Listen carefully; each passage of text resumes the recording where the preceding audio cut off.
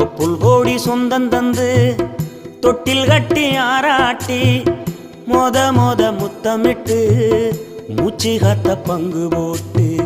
மொத மொத முத்தமிட்டு மூச்சு காத்து பங்கு போட்டு பொத்தி பொத்தி என்ன வளர்த்தது யாரு